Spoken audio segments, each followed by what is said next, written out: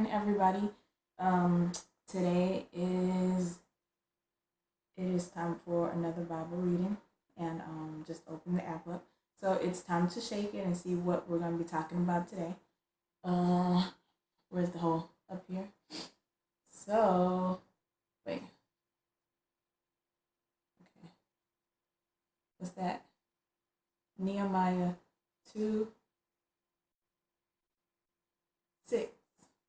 And Nehemiah is something in the middle of the Bible. And as I mentioned before, the ones in the middle of the Bible I'm less familiar about, but it's always something I can speak on. I'm sure when I get there, it's going to come back to my memory and I know what it's all about. So let me just take a moment. I'm going to flip to Nehemiah 2:6.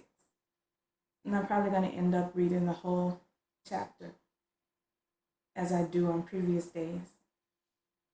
And while I'm searching, just like if you read my post yesterday, I have chest congestion. Not to get in too much detail, too much information, but you feel clogged up right there with mucus or whatnot. So I'm breathing as best as I can, and hopefully I don't have a choke attack like yesterday.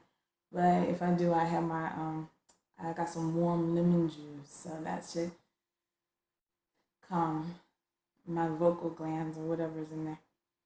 Anyway, Nehemiah 2:6. Okay.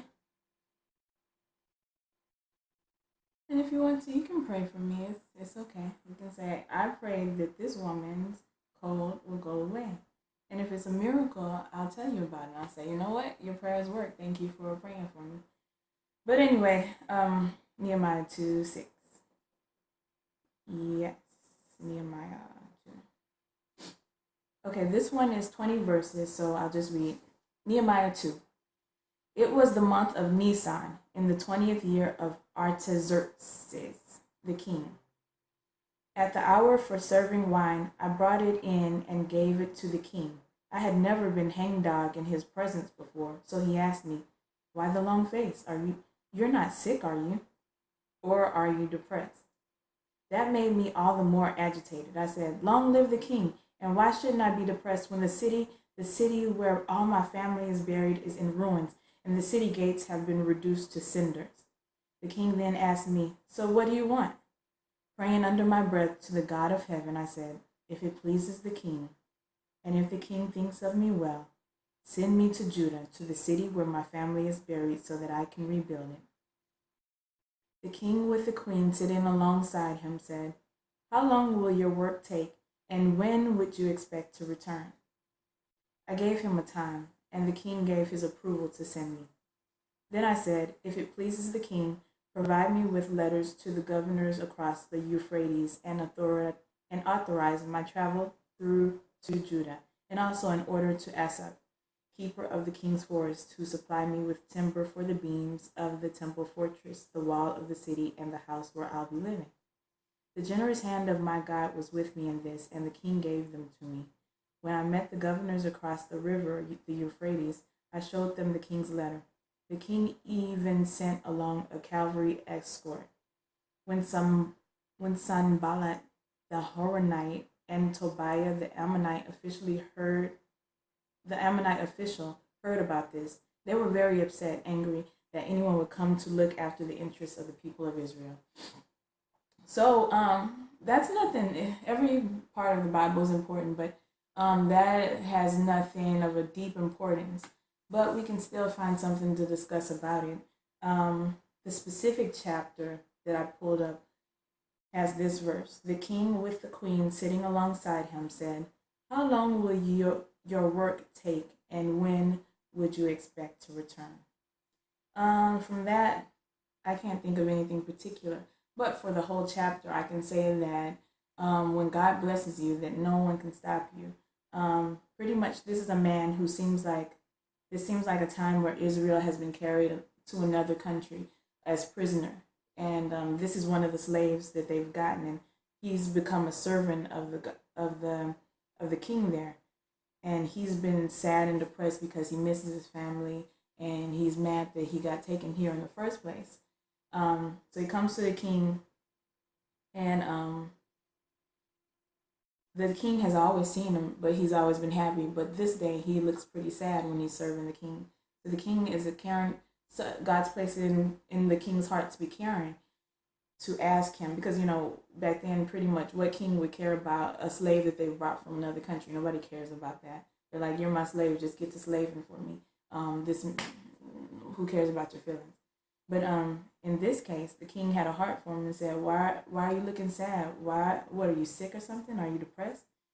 And then he gives him respect. He says, long live the king. But at the same time, how can I smile and be happy when my family is buried and I'm out here, and my whole town has been crushed and all of Israel is down? How can I be happy? I'm sad about that. So the king's like, okay, well, what do you want? What you want from me? I can't rebuild the city. What do you want? So he just asked the king, can you send me to where my family is buried so I can rebuild it?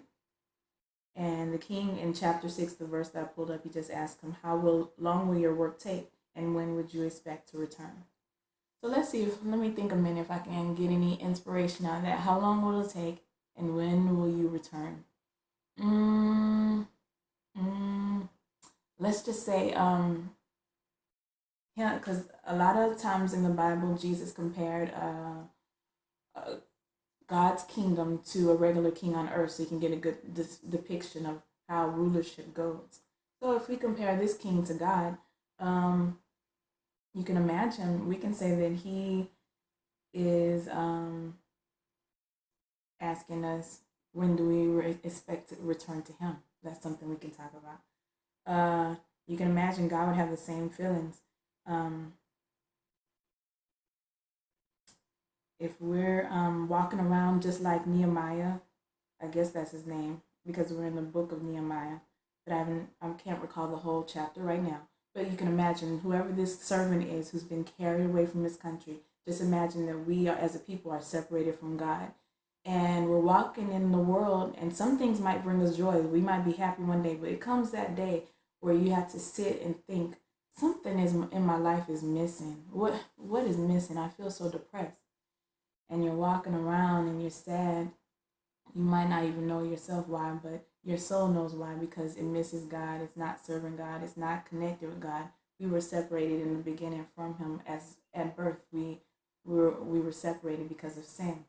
So you can imagine we're walking around, and a loving God or Jesus Christ comes in and said, why are you looking sad?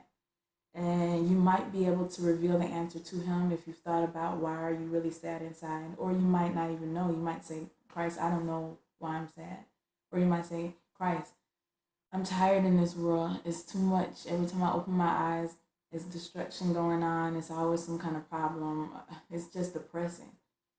So then you can imagine maybe Christ says, well, what do you want me to do about it?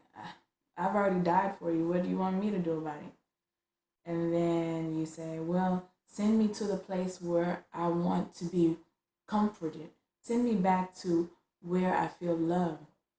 And Christ grants it to you and says, okay, how long do you think it'll take you to find out find out about me and realize that I love you? And how long will it take to return to me? So yeah, we can pull something good out of that. I worked that verse. So you can imagine that Christ is the one sitting there waiting for us to return to him. But ultimately, he's saying it's up to us to return to him. And as far as that goes, I skated by in that one because that was a real difficult verse to pull a message out of. I had to think about it for a second, but it was accomplished in all. Nothing going on big in the world today. So with that, I'll just keep this message under 10 minutes. And I just hope you all have a very blessed day.